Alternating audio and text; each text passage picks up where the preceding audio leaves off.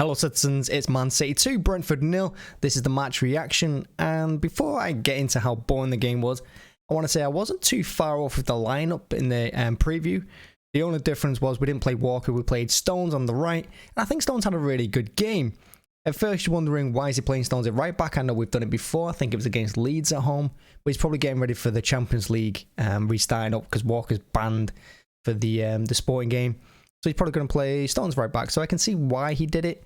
I mean, he could play Cancelo on the right and Zinchenko on the left for the Champions League, but I don't think he will. I think he's more likely to go with the defence they played today, which was Laporte in the middle and Diaz with him. And I think the defence in general played quite well. They won most of the aerial battles. They were quite strong. The only thing that defence lacks is pace, really. And Brentford looked to exploit that in both halves. They didn't really do a good job of it. Like I said, they weren't winning the aerials, and they did get behind us a couple of times. The defence did manage to get back in time and help out Edison before it got a bit too silly. Now, like I said, that first half was really, really dull.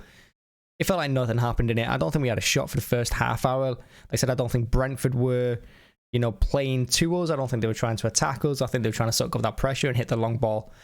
And, that it didn't work for them, but I've seen it work for Palace this season, so why not give it a go? So when we finally got the breakthrough, it came from Sterling on the left, who I thought had a decent game. It's just, he's not taking his chances, that's the thing. He's like Grealish at the moment. He takes one touch too many, or he tries to cut inside. But he won us the penalty. It was a good run from him as well, and he needed to get taken out. I don't know what the defender is doing, sliding on him there. He's going nowhere. He's running out of play with it. But we get the pen. Mahrez steps up, and I think he scored 7 games in a row now for us or something like that. And to be fair, he was really calm. He took his time. He paused before taking it, and he just smashes it, to his left. And keeper goes the wrong way, so 1-0.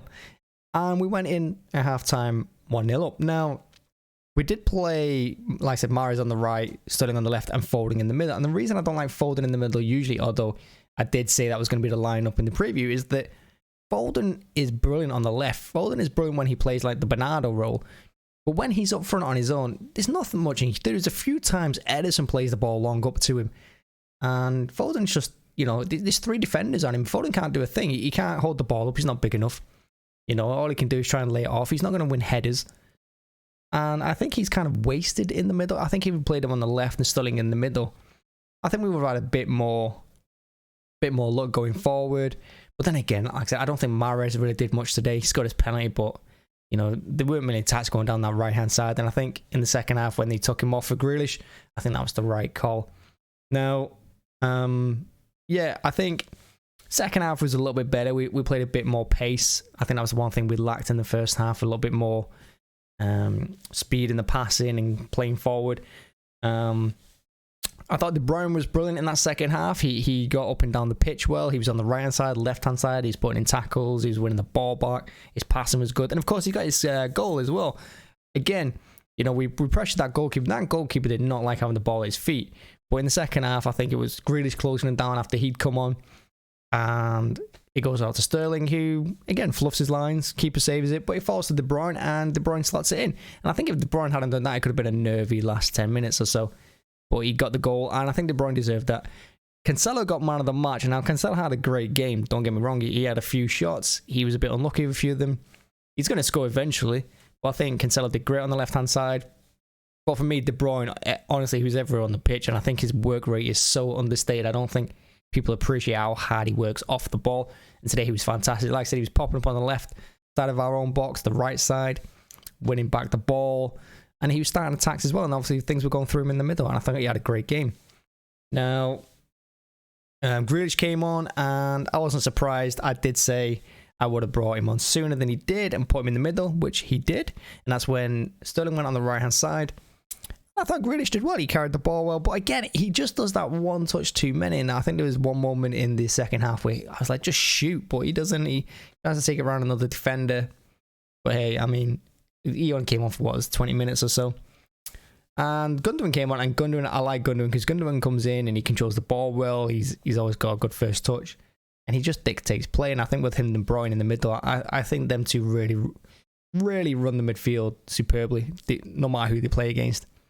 So all in all, 2-0 win, and we're 12 points clear of Liverpool now ahead of their game tomorrow against Leicester. Hopefully Leicester do us a favour, but I don't see it happening because Leicester are terrible at the moment. And yeah, like I said, I've come home and I was bored through that game. I'm not going to lie to you. I mean, I don't know how many of you all were at the game, but it was so boring. That first half in particular, dull. Second half was a little bit better, but we're going to have to do more. I mean, we've got Norwich at the weekend away, and yeah, you can say Norwich bottom of the table, they're probably going to go down, which they probably will, but they're fighting for the Lions. They're going to give us a good game. And on today's evidence, if we go off the first half today, I think anyone could give us a game. You know, we're going to have to pick it up a little bit, particularly the Champions League coming back, and we're not going to get away with that in the Champions League. And there's like second half. It was like Fulham, really poor first half, better in the second half, but we can't start games slow. It's not like us. We don't normally do that. So hopefully we can pick it up for the Norwich game.